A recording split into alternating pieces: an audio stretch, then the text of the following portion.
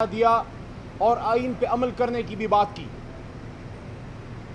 میں ہماری جماعت، ہمارے خواتین ممبران، ہمارے اقلیتی ممبران، ہمارے کروڑوں ووٹر سپورٹر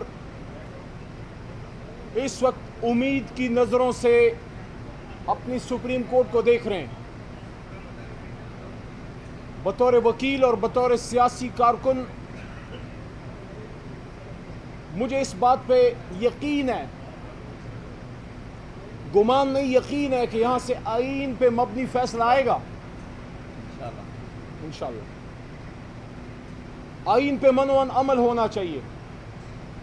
نہ کسی کا حق مانگتے ہیں اور نہ کسی کو اپنا حق لینے دیں گے۔ خیرات میں نہیں ملا ہمیں مینڈیٹ۔ ایک آدمی کو آپ نے دہشت گردی کا الزام، ملک دشمنی کا الزام لگا کے 300 دنوں سے جیل میں رکھا ہے۔ اس کی تصویر سے ڈرتے ہو، اس کے 3 الفاظ سے ڈرتے ہو۔ جب وہ ایاک نعبد و ایاک نستعین بولتا ہے، اس سے تو کفر کے ایوان ہلتے ہیں۔ آپ کو کیا تکلیف ہے؟ آپ کو کیا تکلیف ہے؟ آپ کو عمران خان سے کیا تکلیف ہے؟ انصاف کی بات کرتا ہے اور اپنی زمین اغیار کے قبضے میں دینے کے خلاف کھڑا ہوا، یہ تکلیف ہے؟ میں نے پرسوں سپریم کورٹ آف پاکستان کا بھی حوالہ دے کے، لیکن ہاؤس میں قومی اسمبلی میں کھڑے ہو کے یہ بات کی کہ جب سائفر کیس ختم ہو گیا ہے تو اب سائفر پہ جوڈیشل کمیشن بننا چاہیے اور وہ کالے تاریک چہرے آشکار ہونے چاہیے جنہوں نے رات کی تاریکی میں جمہوریت کے دمکتے چہرے پہ سازش کی سیاہی ملی۔ وہ کون تھے جنہوں نے سائفر کی سازش مکمل ہونے دی اور بین الاقوامی ایما پہ ایک منتخب حکومت کو رخصت کیا گیا؟ اور جب محمد زبیر صاحب نے یہ بات کی کہ اس وقت نواز شریف صاحب نے اس وقت کے آرمی چیف صاحب سے ملاقاتیں کی، میں نہیں کہہ رہا، عمران خان صاحب نہیں کہہ رہے، محمد زبیر جو نواز شریف صاحب ایک وزیر اعظم کے ترجمان تھے، انہوں نے یہ بات کی، تو وقت آ گیا ہے کہ یہ سپریم کورٹ اس بات کی تحقیقات کرے کہ جمہوریت پہ شب خون کس نے مارا۔ مجھے یاد ہے چیف جسٹس قاضی فائز عیسیٰ صاحب نے یہ کہا تھا کہ 8 فروری کا الیکشن پتھر پہ لکیر ہے۔ اسی سپریم کورٹ کے اسی آنگن میں، یہاں اسی میڈیا کے سامنے میں نے کئی مہینے یہ پہلے الیکشن کے بعد یہ بات کی، جناب چیف جسٹس صاحب، اور کل روڈ کے اس پار جب ہم احتجاج کر رہے تھے عمران خان صاحب کی رہائی کے لیے، ہماری ریزرو سیٹس ہمیں ملنے کے لیے اور مینڈیٹ کی واپسی کے لیے، تو میں نے یہاں بھی یہ بات کی، میں نے وہاں بھی یہ بات کی، اور میں نے اسمبلی میں بھی یہ بات کی، اڈیالہ کے باہر بھی یہ بات کی، ہائی کورٹ اسلام آباد کے باہر بھی یہ بات کی کہ چیف جسٹس صاحب، آپ نے جب حکم دیا کہ 8 فروری کا الیکشن پتھر پہ لکیر ہے، ہم نے آپ کو اپریشیٹ کیا، لیکن بصد احترام آپ کی اس پتھر کی لکیر پہ فارم 47 کی چنائی کر دی گئی ہے۔ چیف جسٹس صاحب، آپ کے حکم کو منعن نہیں مانا گیا۔ محترم چیف جسٹس صاحب، آرٹیکل 190 کے تحت ملک کے تمام ادارے، چاہے وہ وفاقی ادارے ہوں، چاہے وہ FBI ہو، الیکشن کمیشن ہو، آرمی ہو، ISI ہو، نیوی ہو، ایئر فورس ہو، رینجرز ہو، انٹیلیجنس کے کوئی اور ادارے ہوں، پولیس ہو، واٹ ایور، صوبائی حکومتیں ہوں، مرکزی حکومتیں ہوں، وزارت دفاع ہو، وزارت خارجہ ہو، داخلہ ہو، آرٹیکل 190 کے تحت they all have to come in aid of the Supreme Court of Pakistan. The Chief Justice of Pakistan had ordered that 8 February election is a writing on the wall, writing on a stone، پتھر پہ لکیر ہے۔ تو پھر کس کی یہ جرت ہوئی کہ انہوں نے ان کے لیٹر اینڈ اسپرٹ پہ چیف جسٹس کے عمل نہیں ہونے دیا اور اس الیکشن کو چورایا؟ اس کی بازگشت آج اس 13 رکنی بینچ میں ایک محترم سینئر جج صاحب کی آج کمنٹس یہیں پہ آئے ہیں، آپ نے رپورٹ کیا ہوگا کہ 8 فروری کی الیکشن میں irregularities رپورٹ ہوئی ہیں۔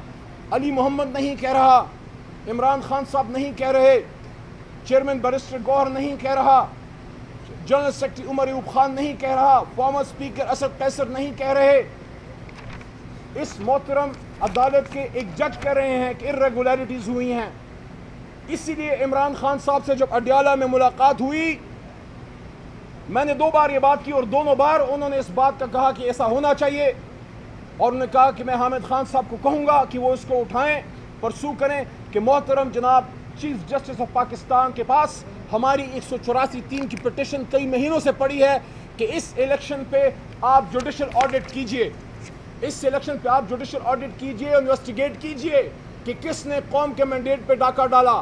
کیا الیکشن پہ منظم ڈاکہ ڈالنا آرٹیکل 6 کی خلاف ورزی نہیں ہے؟ یہ میرے ساتھ وکلا ہیں، پیچھے سپریم کورٹ ہے، جورسٹ بیٹھے ہیں، قاضی قضات اندر بیٹھے ہیں، تمام جسٹس صاحبان بیٹھے ہیں۔ مجھے ایک ادنا سے وکیل کو کوئی یہ سمجھائے کہ جب چیف جسٹس کہہ رہے ہیں کہ 8 فروری کا الیکشن پتھر پہ لکیر ہے، کس سرکاری ادارے کے یا کس حکومتی ترجمان کے، کس حکومتی اہلکار کی یہ جرت کہ وہ اس الیکشن کو چرائے، لوگوں سے نامینیشن پیپر چھینے، لوگوں سے فارم 45 چھینے، جعلی فارم 47 دے، اور پھر ستم بالائے ستم کہ ہمارا تو معاشرہ خواتین کے سر پہ ہاتھ رکھنے کا ہے، خواتین کے سر پہ چادر رکھنے کا ہے، ان کے سر پہ دوپٹہ رکھنے کا ہے، دوپٹہ چھیننے کا نہیں، دوپٹہ چھیننے کا نہیں۔ اس الیکشن میں پاکستانی خواتین، تحریک انصاف کی خواتین کے سروں سے دوپٹے چھینے گئے، چادر چار دیواری کا تقدس پامال کیا گیا، اور ستم بالائے ستم اس پہ آپ کا کلیجہ ٹھنڈا نہیں ہوا۔ عمران خان گولیاں کھا کے 3 سے 2 سے اندر بیٹھا ہے، عید کی کوئی نماز نہیں پڑھ سکا۔ 6/8 کے سل میں جب اس وقت بار ایک قیامت خیز گرمی ہے، آپ نے امت کے لیڈر پہ پنکھا تک بند کیا ہوتا ہے، لوڈ شیڈنگ، شرم نہیں آتی آپ کو، اس کو اندر رکھا ہوا ہے۔ کینسر زدہ 80-85 سالہ ڈاکٹر یاسمین راشد وہ بھی جیل میں، اور ہماری اور آپ کی چھوٹی بہن بچی سنم جاوید صاحبہ، عالیہ حمزہ جو فارمر MNA بھی ہے اور ایک انجینئر ہے، پڑھی لکھی خاتون ہے، وہ ماں ہے۔ 6 گھنٹے میڈیا کو کہہ رہا ہوں 6 گھنٹے ان خواتین کو تپتی دھوپ میں لوہے سے بنے والی پریزن وینز میں کھڑا کیا جاتا ہے۔ کیا وہ پاکستان میں ہے یا وہ اسرائیل میں؟ کیا وہ پاکستان میں ہے یا مقبوضہ کشمیر میں؟ کون سا ایسا جرم ہو گیا ہے؟ کیا 71 سے بڑا جرم ہو گیا ہے؟ کیا ہو گیا ہے جو ان خواتین کے ساتھ یہ ظلم ہو رہا ہے؟ اور اب آپ ہماری خواتین کی ریزرو سیٹس بھی چھیننا چاہتے ہیں، اس کو نہیں چھیننے دیں گے۔ ہم عدالت میں ہیں، ابھی فی الحال روڈوں پہ نہیں ہیں۔ انشاءاللہ ہماری اسٹریٹ پاور کا سب کو پتہ ہے۔ آج اگر پاکستان میں ایک جماعت پورے ملک سے بندہ نکال سکتی ہے وہ تحریک انصاف ہے، لیکن ہم نے اپنی ذمہ داری اپنی سپریم کورٹ کے سر رکھی ہے۔ ہم توقع رکھتے ہیں کہ انصاف پہ مبنی فیصلہ کریں گے، اور جہاں آئین یہ کہتا ہے، آخری بات، جہاں آئین یہ کہتا ہے کہ متناسب نمائندگی دی جائے گی خواتین اور اقلیتی ممبران کو، تو متناسب نمائندگی کا مطلب یہ ہے کہ آپ نہ کسی جماعت کو اس کے حق سے زیادہ اور نہ کم دے سکتے ہیں۔ یہ جو سیٹیں ہیں یہ تحریک انصاف کا حق ہے، یہ تحریک انصاف کو ملنی چاہیے، لیکن شرم کسی کو آئے تو آئے۔ حکومت تو اب اس چکر میں ہے کہ وہ سیٹیں جو ان کی بنتی ہی نہیں ہیں، یا تو یہ فیصلہ ہونا ہے کہ یہ سیٹیں ہمیں ملیں گی یا نہیں ملیں گی، جو کہ ملنی چاہیے۔ کس منہ سے حکومتی وکلاء اور حکومتی اٹارنی جنرل اور حکومتی جو ہے سینئر لوگ اور سیاستدان یہ کہتے ہیں کہ یہ سیٹیں بھی ہمیں دے دو؟ یعنی کہ آپ کا پیٹ ہی نہیں بھرتا، آپ کا کلیجہ ٹھنڈا ہی نہیں ہوتا۔ کس بات کی سزا دے رہے ہیں عوام کو، اور کس بات کا انتقام لے رہے ہیں پاکستان کی جمہوریت سے کہ آپ نے ملک کے سب سے بڑے لیڈر کو جیل میں ڈال دیا، اس کو اپنے اڈیالہ میں پھینک دیا۔ شاہ محمود قریشی جو فخر ہے، جس نے ریمنڈ ڈیوس کے معاملے پہ وزارت خارجہ کو ٹھوکر ماری، جو کھڑا ہے عمران خان کے ساتھ، جو ایک مناسب شائستہ آدمی ہے پاکستان کی سیاست میں، ایک گفتگو اور سلجھاوا شخص ہے وہ، اس کے ساتھ آپ نے کیا کیا؟ سزا دی عمران خان صاحب کے ساتھ کھڑے ہونے کی۔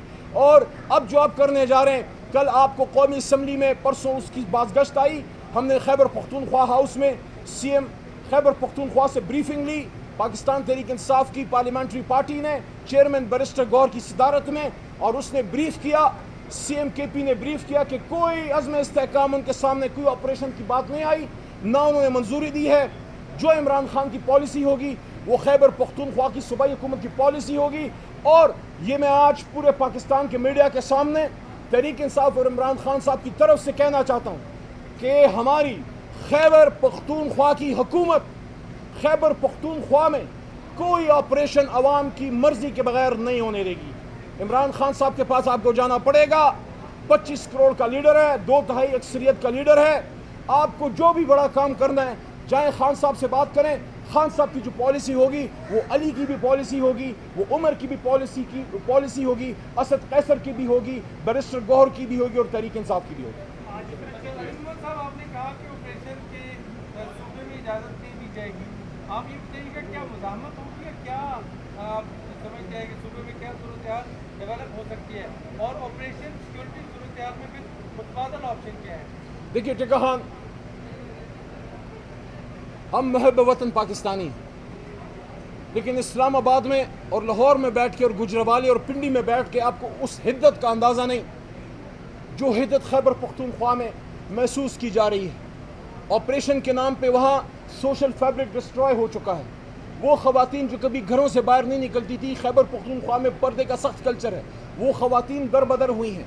हमारे वहाँ खैबर पख्तूनख्वा में कोई घर ऐसा नहीं जहाँ जनाजा नहीं गया, कोई हुजरा ऐसा नहीं जहाँ धमाका नहीं हुआ, कोई मस्जिद ऐसी नहीं, जनाजे, शादियाँ, उलमाए कराम, मसाजिद, मदारिस, बाज़ार, ईद, हर जगह ये सारे वाक़यात हुए हैं। इसलिए हम ये कहते हैं, अगर आपने कुछ करना है, पहले आप ऐवान को, कौमी असम्बली को एतमाद में लें, आप लाएं आपके पास जो मंसूबा है क्या चीज़ है। क्योंकि इमरान खान साहब का बानी चेयरमैन इमरान खान साहब का हमेशा ये नुक्ता नज़र रहा है कि वो अपने लोगों के ख़िलाफ़ ऑपरेशन या फ़ौज कशी के हमेशा ख़िलाफ़ रहें। लेकिन अगर आप समझते हैं कि आपके पास कुछ ऐसी चीज़ें हैं जिसके लिए ऑपरेशन ज़रूरी है, तो पहले उसको कौमी असम्बली में पेश करें। अगर ओपन नहीं कर सकते, इन कैमरा करें, आर्मी चीफ आए, DGI आए, जिस तरह हमारे दौर में हमने बुलाया और पूरे ऐवान को हमने एतमाद दिलवाया, वो आएँ यहाँ पार्लियामेंट में, सबको ब्रीफ करें और इमरान खान साहब को आप बताएं कि आप क्या करना चाहते हैं।